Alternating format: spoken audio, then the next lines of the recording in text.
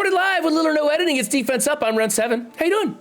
Today we're going to be talking about placement. Now, I took a look at Mr. Brooks's defense, and he's got some really good, solid teams, some very commonly found teams using the right characters, and he's got the right ISOs. But we need to talk about the placement. Now, placement matters, and it's one of the best things that you can do to improve your defense. It costs you nothing. You just got to pay attention to what certain characters do and how it affects their adjacency and stuff like that. Taunts are important. Invisibility is important. And we're going to get into that in this episode of Defense Up. We grade on 5 different criteria. It's who you're using, their placement, their power levels, their ISOs, and what kind of mood I'm in. All right, team number 1 over here is the Hydra, the Hydra Red Skull team. Now, this team, I gotta get my mouse. My mouse is on the wrong screen here. Get over here. Okay, there we go. This team is a great team to put a small amount of investment in because it does force you. You kind of have to punch down in this team, or you have to use specific characters like a Surfer or a Black Bolt, and you might be reserving those for hybrid teams or somewhere else. So I like this team as like a beginner level team. It doesn't cost a lot to farm these guys up. Most of these guys can be found in the stores, and you can purchase them with your extra like raid store credit and stuff like that. They're not hard to get. So it's a great team. Now, Fortifier on this guy is actually not a great ISO choice. You want to go with Healer on him. It gives extra positive effects that are up there above their heads. You've got your taunt over here. Now this guy's a tank and he's taunting. You want him off to the side, not in the middle. And then somebody else that we want to move around is over here is Sniper. He goes invisible, which causes chain attacks to not go through. So one thing I like to do is I like to go with your tank, which I forget what his name, Armored Guard or whatever his name is. You put him on the outside, then you put Captain Invisible over here, the Sniper, and then you put Red Skull adjacent to him, and then you have 2 more people over there. There are some other placements where you put the Sniper on a different spot, like you could put Sniper over here and have your tank on the outside, something like that. But what it causes to happen is when people go in with like adjacent attacks, the tank on the outside is going to take the primary hit, and then the 2 people adjacent to him would get the splash damage, but if he's on the outside, only 1 person is getting the splash damage. So you're reducing some of the incoming total damage. And then the invisibility stops any chain attacks from going through. Thrown weapon attacks a lot of times will still get by this, but chain attacks often will not. So let's get a placement change. Let's get Raider on this guy. And let's keep Healer. Yeah, Healer's okay here. Honestly, one thing you can do with this team that I really like is put Fortifier on everybody because they die and revive. So I'm not going to dock you for the Fortifier on this guy, but if it kind of looks like you're trying to go with some native ISOs here, but I would just switch Sniper to a Fortifier rather than change the other guys, because then they die and revive with that much more barrier. It makes them that much tougher to get through. So the placement change is the biggie here. This 1 ISO on Sniper is important. Other than that, it's a good just like start 'em up team. Okay, so I'm gonna give you a B- for that. I think the placement changes are pretty critical, and you should do that. But again, it's a pretty small team also, so it's not really gonna matter too much. It's just kind of you're trying to dictate that they bring in a bigger tune with this. All right, team number 2 is the Hero as Guardians. Again, a great team. I'd like to see gear tier 14 on everybody. Looks like you're in the process of building them. They are one of the required teams for Scourge. I believe this is for Red Hulk, and then it's going to be some other teams in there too. I'm not sure if that's the correct. I think it's Red Hulk plus 2 other teams are who they go for. I'm building them to gear tier 14. I think that they're a decent team. I think that they're going to come in handy in that Scourge. I don't know if they're going to be the primary choice. I really have to wait and just see how it plays out. Okay, so I'd like gear tier 14. I would like blue ISO across the board. I think we're entering the area where we can get to blue ISO 1, 2, maybe even 3 on a lot of our characters, and gear tier 14 for a lot of our characters. Again, with this, we want a placement change. You want to put Valkyrie to the outside, so swap places with Heimdall. Heimdall is a relatively unimportant character. You don't want to waste your time going after him. He's there to make it so that they can't blind you. And once they have chosen that, okay, I'm not going to go in with characters that do blind, Heimdall is now irrelevant. He served his purpose. He was there as a scare tactic. So you put him next to Sif, so the adjacent damage goes to him and not somebody else. I like having, sometimes I like if your team's evenly built, I also like to have Thor to the outside because you want the other Avengers to get hit and get charges. So don't ever put Thor next to Sif. You want somebody other than Thor next to Sif so that you're getting more charges on people, although this team gains charges rather quickly. You went Raider across the board and Striker on Mighty Thor. That's okay. She has a good Striker kit. I personally like Raider across the board, just going for that massive crit damage. They all do some AoE attacks, or at least adjacent attacks. But yeah, they all do some stuff. And then I like Raider on Sif because she's so slow. She basically does a taunt, and then she does that rebounding chain attack, which is good for Raider. And she rarely gets to the third attack. She's just so slow. So I like her for Raider. Other people use her as a fortifier, but honestly, it's like you just go strip that taunt, or you put a disrupt on her or something like that so that she doesn't taunt. That's how you take care of her. I don't think it's important to try and kill her. She's a workaround character. Okay, so again, build this team up a little bit. You know, put some more work into them, and then get the placement change. We're gonna go with again, the placement change is really critical. I'm gonna go B- on this team also. Symbiotes, okay, so it's an older team. I like Skirmisher on OG Spider-Man there, on Symbiote Spider-Man, and then I like Healer, oh wait, no, that's right, yeah, Striker on Anti-Venom. The thing is, you want to keep Anti-Venom and Scream separate from one another. So, I don't know, swap Venom with Anti-Venom, and you're probably going to be okay. Otherwise, you're doing good. You can go with Striker on Symbiote Spider-Man, but I think Raider is a better choice, or Skirmisher. So I like Raider, I think, because he does a little bit of bouncing around there. So I'm going to go with a B on this. The placement change isn't as critical on this one, but it's still important to get those two separate. Team number 4 is the Wave 1 Avengers. Now, great team. We're running Iron Man on this team for his synergy with the Wave 1 people. He got that stat boost. You know, anytime a character gets a rework or is a new character, you want to use them on war defense because people underestimate them or don't know how to use them. So with a rework to Iron Man, it's good to throw him in here with this team. However, placement, once again, you want to have Captain America and Hulk on one side, then Black Widow dividing the team, going invisible, and then you're going to put Iron Man and Hawkeye on the other side. You have them as your tanks as healers. That's great. They're going to be doing a lot of healing, a lot of deflex, bouncing around. If you want to use somebody else on this team, I find Doc Ock is a really good pick. Put him adjacent to like Hulk and some other people, and you get those extra deflex in there. It's just a flex pick, but honestly, this is a great team. Throw them in there. You have the Striker Skirmisher combo going on with Black Widow and Hawkeye. That's great. You could alternatively flip those, making Black Widow the Skirmisher and Hawkeye the Striker. Mr. Brooks, don't do that, but for other people building the team, it's an option because Black Widow has a lot of call outs on other teams to her being a Skirmisher instead.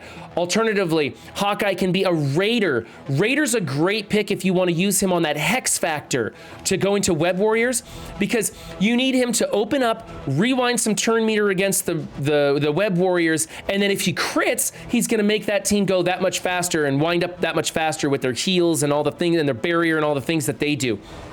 So Raider's another good choice. Plus, he has some crit built into his kit. So those are some options, but this works great. You don't need to change anything. It's just the placement change. I like Iron Man as a Raider. Of course, let's bring up some more gear on him because he's going to be crucial for that tech team. Once we get like 3 or 4 pieces of it in there, I think it's going to really be helping us out in the tech lanes. Yeah, and then Black Widow. I mean, like I said, I like Gear Tier 14 because the stat boost is so much better, but you don't really need to invest in her. She's really just there to go invisible and speed the team up. And she's going to do that turn 1, and then she kind of doesn't really get hit. So maybe just leave her the way she is. Not bad. Again, a placement change, so it's a B. Team number 5 is the Mercs. The Mercs with Ultimus is, it's an older team. I like Shuri Killmonger Mercs way better than Ultimus with Korath the Pursuer Mercs. But you've got them built, and where else are you going to use Ultimus and Korath the Pursuer but right here? So it's okay. We'll stick with these 5 people for you. Other people, I would suggest going a different route than building these 2 up, because these 2 guys are basically worthless. They're certainly worthless outside this team. Again, we have a placement issue. What you've got going on with Riot Guard is that he does adjacent stuff. When people adjacent to him are attacked, he gives out deflects, and so you want him in the middle somewhere. So I would say trade places. Let's go Taskmaster, Riot Guard, and then Lieutenant.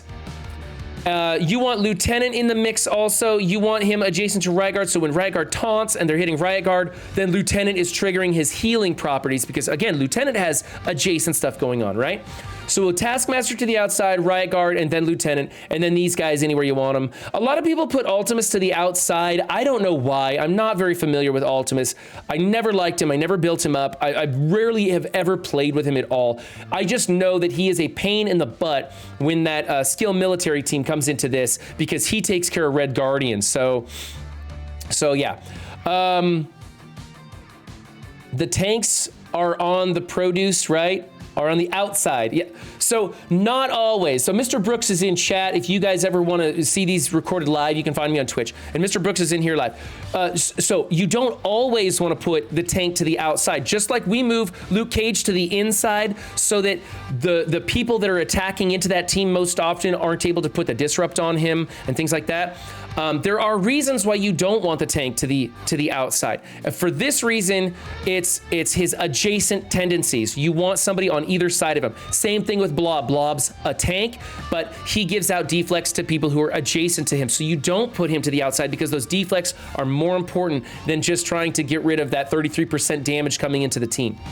All right, so Striker, Skirmisher, Striker, and Skirmisher over here. I think you did the Skirmisher for the focus boost, hoping that ability block will land. I'll take it, it's fine. You could change him to a Striker to get more of the triple taps off of Taskmaster, but you know what? I kind of like the focus boost idea. I think it works. You do want Ultimus as a Striker. Again, that's for the Red Guardian counter thing, the people coming in there. So, oh, you meant for wave 1? Yeah, the tanks on wave 1 are going to be to one side, with Invisible Woman turning, or not Invisible Woman, excuse me, Black Widow turning invisible, dividing the team in half. And those tanks are going to keep taunting, and people are just going to be bouncing around back there, triggering those charge effect on that team. So they are to the side. They don't have any adjacent tendencies. You do want them to the outside. You don't want to split them up, though, because the taunt's going to be coming back and forth, and they're going to be hitting weaker characters. You want to keep them all on that one side. Okay, so here we go. This team gets another B. We need placement change on that. Team number 6 is the Web Warriors, is what it is. I like a different placement. Let's change places with Gwen over here and Spider-Punk here. Let's swap their places. That's how I like to have it. I do like having Miles right here going invisible, separating the team. Of course, if people go into it with Hex Factor, it doesn't matter where you put Miles, because Hawkeye removes the stealth right off the bat. And that's why I like that Hex Factor counter so much for the Web Warriors. You went Raider across the board, except for Striker on Miles and Skirmisher on OG. That's fantastic. So again, it's just a placement change. This one isn't as critical. However, you do have like your best 3 people all clumped together right here. So I'm going to give you another B on that one. Team number 7 is the Weapon X. Again, see, these are standard teams with the right people, really good ISOs. It's just we want better placement. With this one, I think we got the placement right. I like this.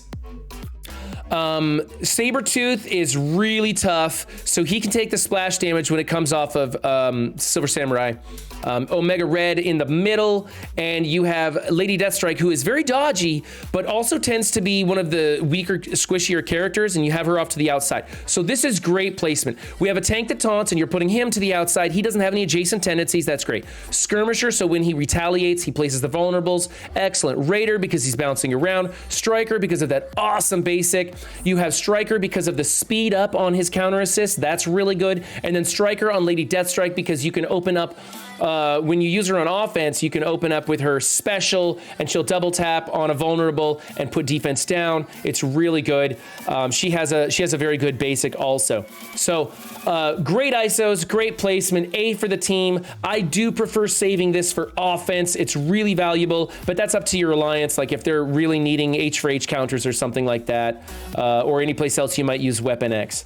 Moving on to team number 8 is the Infinity Watch. This is an interesting placement. I don't see Adam Warlock off to the side very much. I do like him not being next to Gamora, so that's a good thing. But Phyla-Vell is one of the hot targets on this team. So I would like to see it go Phyla-Vell, then Adam Warlock, then let's go with Nebula, Gamora, Moondragon, something like that. You could probably do Moondragon, I don't know. But let's get Phyla-Vell off to the side for sure and keep Adam Warlock separate from Gamora. That's just because of different attack preferences. I find that's kind of a frustrating one because I can't get splash damage to go where I want it. I'm never, you know, getting the deflex off of the characters that I want to get the deflex off of in the times that you go into. Phyla-Vell's the big hot target there. You want to kill her first so the team stops healing off of the death proofs. So that's about it. You went Striker across the board, Skirmisher here. That's a good one.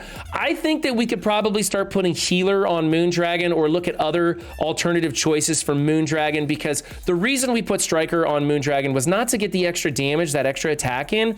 It was because in the arena meta, there were a lot of times a character would be left that you would clear the death proof and you'd need Moondragon to go back in to tap that one hit point away and kill them. And so we made her a Striker for that reason. Not necessary, although I don't think the team is important enough right now for us to actually be changing the ISO on her. It's effective enough. So I'm going to give you an A. Let's go B+ on this team because that placement isn't as critical. Team number 9, Heroes for Hire. This one's fine. You've got Luke Cage off of the corner. That's good. That's because of the Dark Hunters. You would come in and you'd put that disrupt on Luke Cage and then chain across with the Morbius opener. So that's why we keep him off of this side.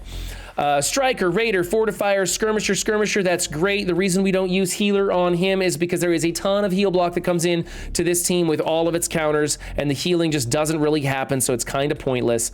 But yeah, I can live with this placement. It's pretty good. There are lots of reasons to change it up. I just care that Luke Cage is not in a corner, so I'm going to give you an A for that team.